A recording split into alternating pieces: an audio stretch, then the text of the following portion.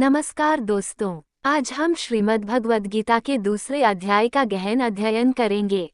यह अध्याय भगवान श्री कृष्ण और अर्जुन के बीच संवाद का मुख्य आधार है, जिसमें अर्जुन के शोक और संशय को दूर करते हुए श्री कृष्ण उसे कर्म, ज्ञान और भक्ति का मार्ग समझाते हैं।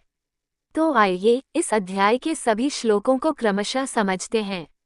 अध्याय 2, श्लोक 1। संजय बताते हैं कि भगवान श्री कृष्ण ने अर्जुन के मनोबल को गिरता देखकर उसे प्रेरणा देने का निर्णय किया। उन्होंने अर्जुन को मोह और शोक से बाहर निकालने का संकल्प लिया ताकि वह अपने धर्म का पालन कर सके। अध्याय 2, श्लोक 2। भगवान श्री कृष्ण ने अर्जुन से कहा, हे अर्जुन, ये शोक और कायरता तुम्हें शोभा नहीं देती। ये दुर्बलता तुम्हारे जैसे योद्धा के लिए अनुचित है। उठो और वीरता का मार्ग अपनाओ। श्री कृष्ण अर्जुन को समझाते हैं कि योद्धा को अपने कर्तव्य से विमुख नहीं होना चाहिए।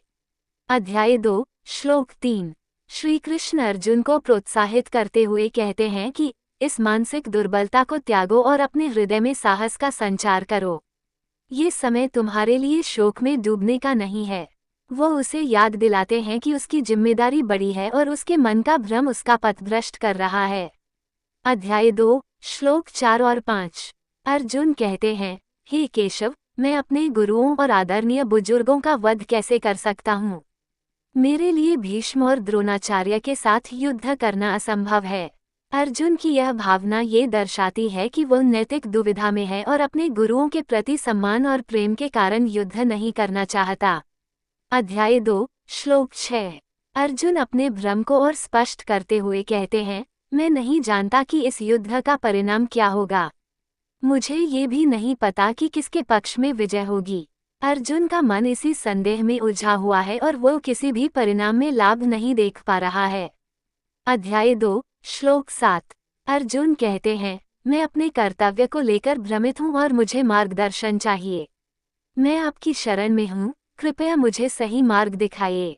अर्जुन यहाँ पहली बार अपने संदेह को खुले रूप से व्यक्त करता है और श्री कृष्ण को अपना गुरु मानकर मार्गदर्शन मांगता है। अध्याय 2, श्लोक 8। अर्जुन ने कहा, अगर मुझे तीनों लोकों का राज्य भी मिल जाए, तब भी मैं इस शोक को दूर नहीं कर पाऊंगा। मेरी आत्मा संतुष्ट नहीं होगी।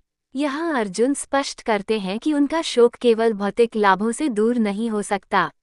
अध्याय 2, श्लोक 9। संजय ने बताया कि इस प्रकार अर्जुन ने कह दिया कि वो युद्ध नहीं करेगा और फिर मौन हो गया। अर्जुन का यह मौन उसके गहरे विषाद और मोह को दर्शाता है। अध्याय 2, श्लोक 10। भगवान श्री कृष्ण अर्जुन की स्थिति को देखकर मुस्कुराते हैं और फिर उसे जीवन और धर्म का वास्तविक अर्थ समझाना शुरू करते हैं। अध्याय 2, श्लोक 11। भगवान श्री कृष्ण ने कहा, हे अर्जुन, तुम जिनके लिए शोक कर रहे हो, वे आत्मा के रूप में शाश्वत हैं। ज्ञानी व्यक्ति न तो जीवितों के लिए शोक करते हैं और न ही मृतकों के लिए।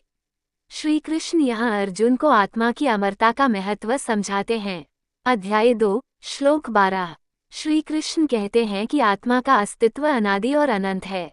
न तो कभी यह जन्म लेती है और न ही मरती है। आत्मा का स्वरूप शाश्वत है। अध्याय 2, श्लोक 13। भगवान जीवन के विभिन्न चरणों की तुलना से समझाते हैं कि जैसे बचपन, युवावस्था और बुढ़ापा आता है, वैसे ही मृत्यु के बाद आत्मा नए शरीर में प्रवेश करती है। अध्याय 2, श्लोक 14। श्री कृष्ण कहते हैं कि सुख और दुख दोनों ही क्षणिक हैं और जैसे मौसम बदलते हैं, वैसे ही जीवन में ये भी आते जाते रहते हैं। इसलिए स्थायी शांति इनसे परे है। अध्याय 2, श्लोक 15। श्री कृष्ण आगे कहते हैं कि वो व्यक्ति जो सुख दुख में समान रहता है, वही मोक्ष प्राप्त कर सकता है। उसे जीवन में स्थिरता और संतुलन की आवश्यकता होती है। अध्याय 2, श्लोक 16। श्री कृष्ण बताते हैं कि असत्य का अस्तित्व क्षणिक है और सत्य सदैव विद्यमान रहता है। आत्मा अमर है, इसलिए वह सदा सत्य के रूप में स्थिर है। अध्याय 2, श्लोक 17। भगवान अर्जुन को समझाते हैं कि आत्मा अविनाशी है और इसे कोई नष्ट नहीं कर सकता। ये शरीर को छोड़कर हमेशा नए शरीर में प्रवेश करती है। अध्याय 2, श्लोक 18। भगवान बताते हैं कि शरीर नाशवान है लेकिन आत्मा अजर अमर है। आत्मा को कोई भी मार नहीं सकता, जबकि शरीर नाश को प्राप्त होता है। अध्याय 2, श्लोक 19। भगवान कहते हैं कि आत्मा अमर है, न इसे कोई मार सकता है और न ही इसका नाश संभव है। आत्मा हर स्थिति में अचल रहती है। अध्याय 2 श्लोक 20। श्री कृष्ण कहते हैं कि आत्मा का जन्म या मरण नहीं होता, यह अजर, अमर और शाश्वत है। मृत्यु के बाद भी आत्मा का अस्तित्व बना रहता है। अध्याय 2 श्लोक 21। भगवान अर्जुन से कहते हैं कि जो व्यक्ति आत्मा को शाश्वत और अविनाशी जानता है, उसे किसी प्रकार का शोक नहीं होना चाहिए। अध्याय 2 श्लोक 22। श्री कृष्ण आत्मा को पुराने वस्त्र की तरह समझाते हैं। जैसे व्यक्ति पुराने वस्त्र त्याग कर नए वस्त्र धारण करता है, वैसे ही आत्मा एक शरीर छोड़कर दूसरे शरीर में प्रवेश करती है। अध्याय 2 श्लोक 23 और 24। श्री कृष्ण बताते हैं कि आत्मा अजेय है। इसे न कोई हथियार काट सकता है, न ही आग इसे जला सकती है और न ही पानी इसे गीला कर सकता है। आत्मा अमर, अविनाशी और शाश्वत है। अध्याय 2 श्लोक 25। श्री कृष्ण कहते हैं कि आत्मा अदृश्य और अव्यक्त है। इसे देखा या महसूस नहीं किया जा सकता, क्योंकि यह अनंत और शाश्वत है। अध्याय 2 श्लोक 26। भगवान अर्जुन को समझाते हैं कि अगर वह आत्मा को स्थायी न माने और उसे नाशवान मान भी ले, तब भी इस जीवन को शोक करने का कोई कारण नहीं है, क्योंकि जो जन्म लेता है उसे एक न एक दिन मरना होता है। अध्याय 2 श्लोक 27। भगवान कहते हैं कि जो भी जन्म लेता है उसकी मृत्यु निश्चित है और मृत्यु के बाद पुनर्जन्म भी निश्चित है।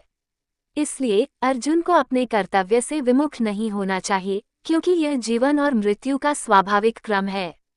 अध्याय 2 श्लोक 28। श्री कृष्ण बताते हैं कि सभी जीव अनदेखी अवस्था से प्रारंभ होकर दिखाई देते हैं और अंततः पुनः अदृश्य हो जाते हैं। इसलिए अर्जुन का शोक करना उचित नहीं है। अध्याय 2 श्लोक 29। भगवान कहते हैं कि आत्मा का स्वरूप अत्यंत अद्भुत है। कुछ लोग उसे देखकर आश्चर्य करते हैं, कुछ सुनकर और समझकर, लेकिन आत्मा का वास्तविक ज्ञान कम लोगों को होता है। अध्याय 2 श्लोक 30। श्री कृष्ण कहते हैं कि आत्मा का किसी भी प्रकार से नाश नहीं होता, ये सभी शरीरों में विद्यमान है। इसलिए अर्जुन को शोक नहीं करना चाहिए और अपना कर्तव्य निभाना चाहिए। अध्याय 2 श्लोक 31। भगवान अर्जुन को याद दिलाते हैं कि वह एक क्षत्रिय है और उसके लिए धर्मयुद्ध से बढ़कर कोई अन्य कर्तव्य नहीं है। अगर अर्जुन युद्ध नहीं करेगा तो यह उसके क्षत्रिय धर्म के विपरीत होगा। अध्याय 2 श्लोक 32।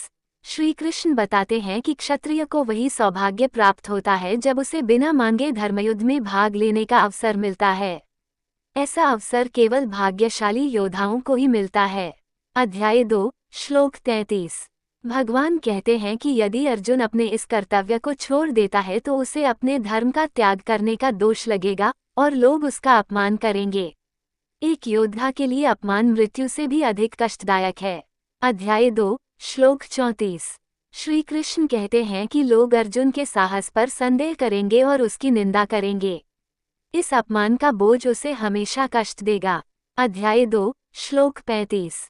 भगवान बताते हैं कि जो योद्धा अर्जुन से डरकर पीछे हटने की बातें करेंगे, वे उसे काया और दुर्बल मानेंगे।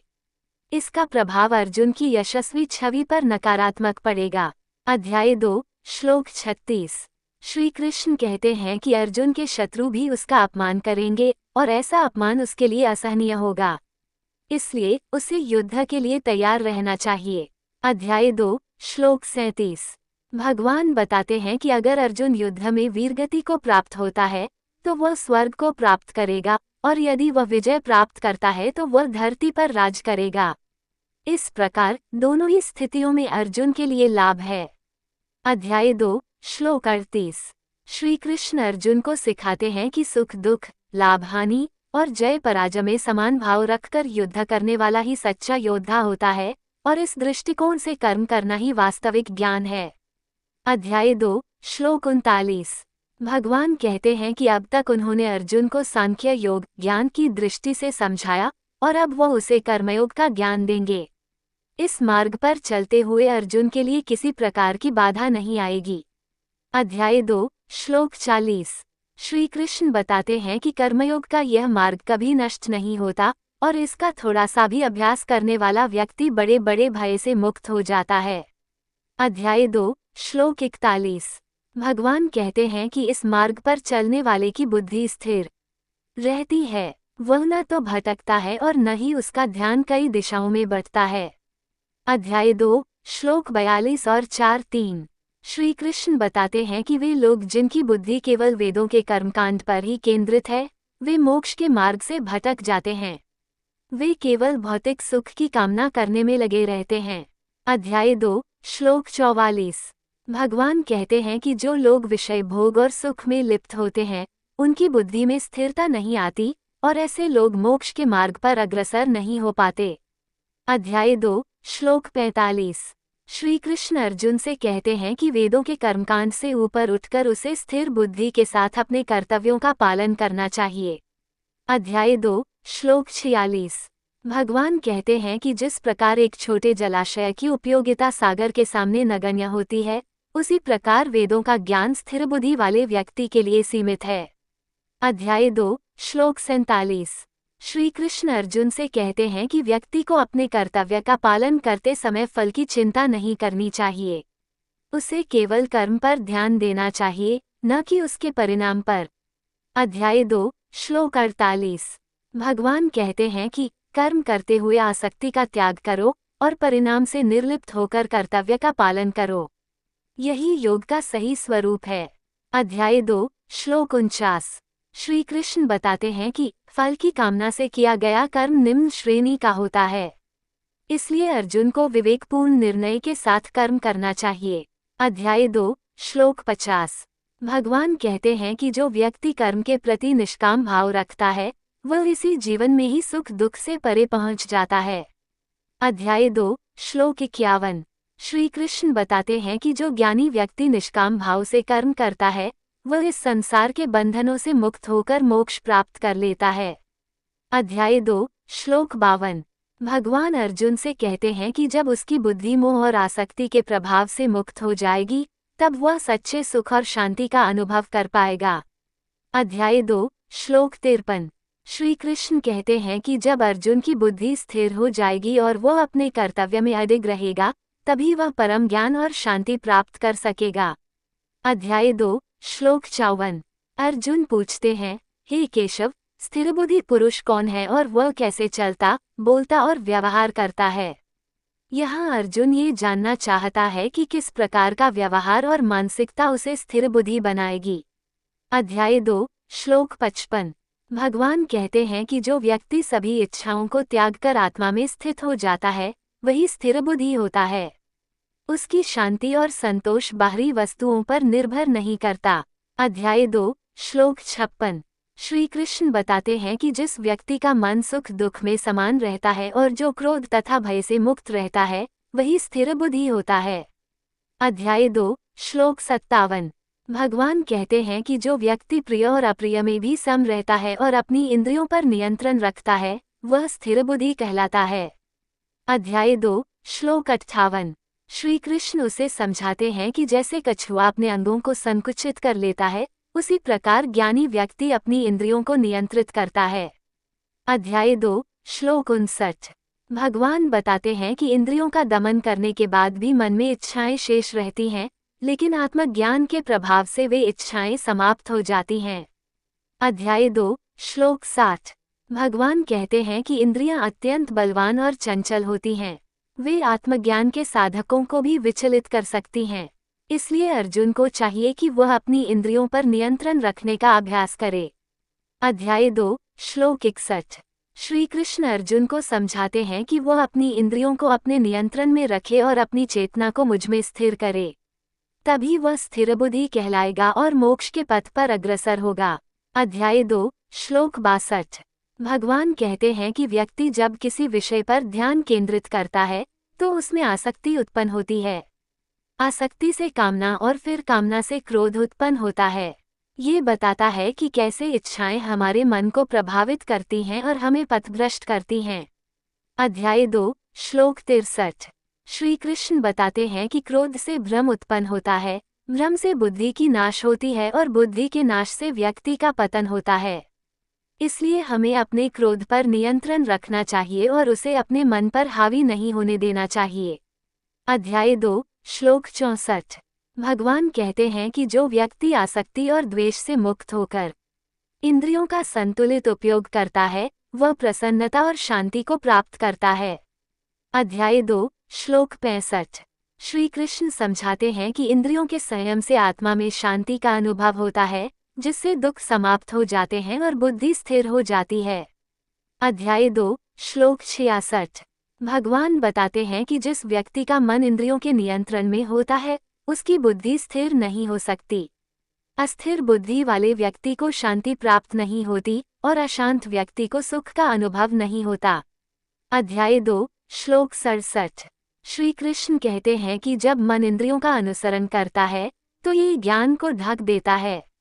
जिस प्रकार तेज हवा से नाव बह जाती है, उसी प्रकार असंयमित इंद्रियां भी ज्ञान को क्षीण कर देती हैं। अध्याय 2, श्लोक 68। भगवान अर्जुन को समझाते हैं कि जो व्यक्ति अपनी इंद्रियों को नियंत्रित करता है, वही सच्चा ज्ञान और स्थिर बुद्धि प्राप्त कर सकता है। अध्याय 2, श्लोक 69। श्री कृष्ण बताते हैं कि ज्ञानी व्यक्ति की दृष्टि और साधारण व्यक्ति की दृष्टि भिन्न होती है।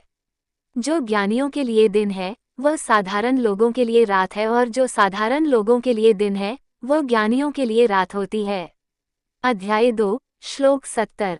भगवान कहते हैं कि जैसे विभिन्न नदियां सागर में मिलकर उसे भर नहीं पाती, उसी प्रकार जो व्यक्ति इच्छाओं से रहित है, उसे भी कोई इच्छा प्रभावित नहीं कर सकती। वह व्यक्ति शांति प्राप्त करता है। अध्याय 2, श्लोक 71। श्री कृष्ण समझाते हैं कि जो व्यक्ति सभी इच्छाओं को त्याग कर मेरा और मुझे जैसे अहंकार से मुक्त हो जाता है, वही स्थिर बुद्धि और शांति प्राप्त करता है। अध्याय 2, श्लोक 72। भगवान कहते हैं कि यह ब्रह्म स्थिति है, और जो इसे प्राप्त करता है, उसे मृत्यु के बाद भी शांति और मोक्ष की प्राप्ति होती है। इस प्रकार अर्जुन को स्थिर बुद्धि और ब्रह्म स्थिति को प्राप्त करने का प्रयास करना चाहिए। इस प्रकार श्री कृष्ण ने अध्याय 2 में अर्जुन को आत्मा, कर्म और स्थिर बुद्धि के विषय में ज्ञान प्रदान किया और उसे अपने कर्तव्य का पालन करते हुए निष्काम भाव से युद्ध में सहभागी होने का निर्देश दिया। तो दोस्तों, आज हमने श्रीमद् भगवद गीता के दूसरे अध्याय के गूढ़ अर्थों को समझा। इस अध्याय में भगवान श्री कृष्ण ने हमें आत्मा, कर्म और जीवन के सही मार्ग पर चलने की प्रेरणा दी। ये ज्ञान न केवल अर्जुन के लिए, बल्कि हमारे जीवन के लिए भी अत्यंत महत्वपूर्ण है। अगर हम इसे अपने जीवन में अपनाएं, तो हम भी स्थिर बुद्धि और शांति को प्राप्त कर सकते हैं। अगर आपको यह वीडियो पसंद आया हो, तो इसे लाइक और शेयर जरूर करें ताकि यह ज्ञान और भी लोगों तक पहुंचे। हमारी गीता की इस यात्रा में आपके साथ की हमें जरूरत है, इसलिए चैनल को सब्सक्राइब करना न भूलें और बेल आइकन भी दबाएं, ताकि आपको अगली वीडियो की सूचना तुरंत मिल सके। धन्यवाद दोस्तों, अगले अध्याय में फिर से मिलते हैं। तब तक के लिए हरि ओम और जय श्री कृष्ण।